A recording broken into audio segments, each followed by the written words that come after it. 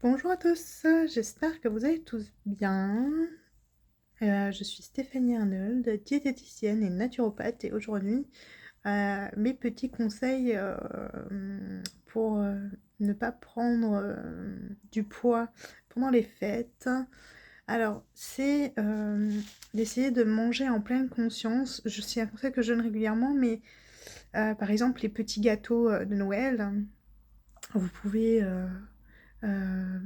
prendre deux trois gâteaux avec votre café, votre tisane, et le fait de vous poser, voilà, de le faire en collation, par exemple, et le fait de vous poser, de bien savourer, de bien prendre le temps, parce que souvent, enfin, je parle des petits gâteaux parce que souvent, bah, comme c'est tellement bon, on a vite la main qui part.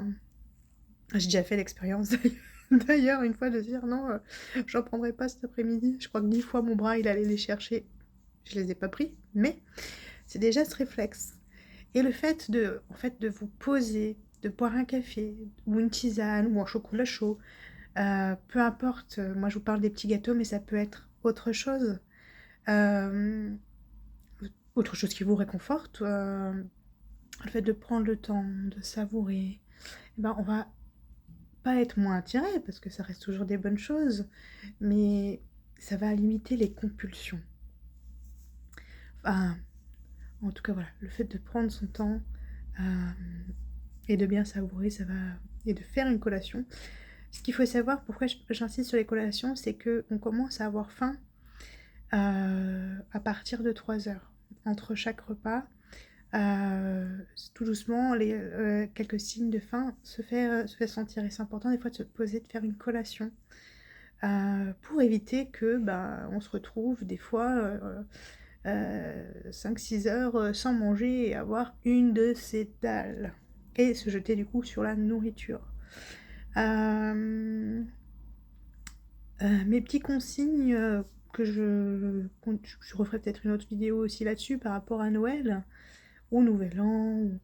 Le fait d'avoir en visu, vous pouvez mettre sur une assiette par exemple les petits apéros que vous voulez. Le fait d'avoir un visu sur ce que vous mangez va vous aider aussi à ne pas